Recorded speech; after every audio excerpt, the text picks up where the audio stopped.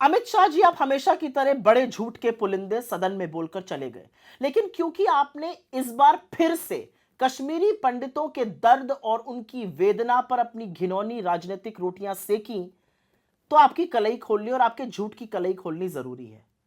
कश्मीरी पंडितों की बात कर रहे हैं आप, कश्मीरी पंडितों के पलायन की बात कर रहे हैं।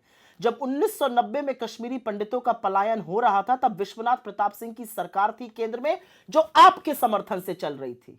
आपने समर्थन वापस क्यों नहीं लिया? असलियत यह है कि उस सरकार में गृह मंत्री मुफ्ती मोहम्मद सईद थे, जिनको आपने मुख्यमंत्री बनाया। असलियत यह है कि वहां पर गवर्नर जगमोहन थे, जिनको आपने केंद्र सरकार में मंत्री बनाया। असलियत तो यह है कि आपने समर्थन वापस 7 अगस्त 1990 में लिया, कश्मीर के मुद्दे पर नहीं, कश्मीरी पंडितों के मुद्दे पर नहीं। मंडल कमीशन की रिपोर्ट को स्वीकार किया था विश्वनाथ प्रताप सिंह की सरकार ने, इसलिए आपने समर्थन वापस लिया। तो आप पिछड़ा विरोधी तभी से थे। आप कश्मीरी पंडितों की बात करते हैं। आज कश्मीरी पंडितों की जिस तरह से टारगेटेड किलिंग हो रही है, शायद पहले कभी हुई हो। राहुल भट्ट से लेकर मिस बाला तक की टारगेटेड किलिंग हुई। कश्मीरी पंडित आपसे मिलने के लिए बेचैन रहे, आज भी धरना और अनशन पर बैठे हैं। उन पर लाठियां बरसाने का, उनको करंट के तार लगाने का काम आपकी सरकार ने किया। क्यों नहीं उनको सुरक्षित रख पाए? हमने तो 3000 घर बनाए, उनको आपने बेघर कर दिया। हमने तो लोगों को नौकरियां दी, और आज हालात ऐसे हैं कि कश्मीरी पंडित जम्मू में रहने को मजबूर हैं। वो कश्मीर अपनी नौकरियों पर नहीं लौट पा रहे हैं क्योंकि टारगेटेड किलिंग हो रही है। यह है आपकी सुरक्षा। कश्मीरी पंडितों से हटकर बात करते हैं शांति की। आपने कहा 370 के बाद शांति हो गई।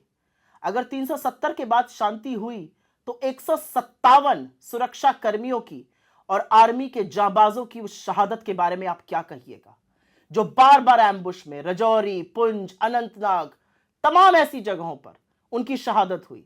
लेकिन एक नया पैटर्न हमने देखा कि 2021 के बाद से प्रधानमंत्री और आपने श्रद्धांजलि और संवेदना का एक भी शब्द बोलना बंद कर दिया। असलियत तो यह है कि जब 2 जाबाज जवान कैप्टन्स की शहादत होती है और उनके शव घर आते हैं, तो प्रधानमंत्री सोटी करते हैं। असलियत तो यह है कि जब एक मेजर, एक कर्नल, एक डीएसपी की शहादत होती है आतंकवादियों के हाथ, तब प्रधानमंत्री कोई जश्न मना रहे होते हैं भाजपा के हेडक्वार्टर में। आप बात करिएगा आतंकवाद की। चलिए आतंकवाद पर बात कर लेते हैं। समझाइएगा किसी को कि सैफुल्लाह फारूक जो 10 साल तक जेल में था, पाकिस्तान परीक्षण लेके आया, मसूद अजहर का बड़ा शिष्य, उसको आपने निकाय चुनाव का टिकट क्यों दिया? आपने तारिक अमीर को विधायकी का टिकट क्यों दिया? उनका ट्रैक रिकॉर्ड कोई जानता नहीं है क्या? आपने तालिब हुसैन के साथ मंच कैसे साझा किया?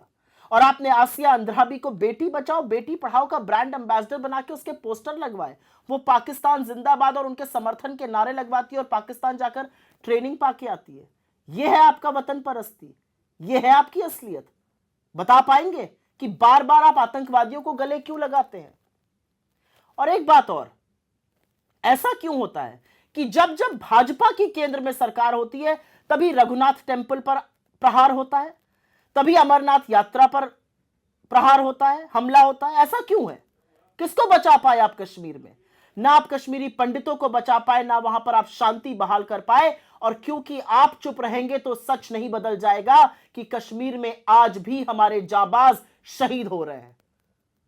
और जब तक आप इन बातों का जवाब नहीं दीजिएगा, कश्मीरी पंडितों पर और पिक्चरों की और पिक्चर हॉल की बात मत करिए, क्योंकि असली पिक्चर तो देश देख रहा है। और देश देख रहा है कि आज भी आपकी नाक के नीचे टारगेटेड किलिंग होती है, आज भी आपकी नाक के नीचे जाबाजों की शहादत होती है, आज भी आपकी नाक के नीचे आप दुर्दांत आतंकवादियों को गले लगाते हैं।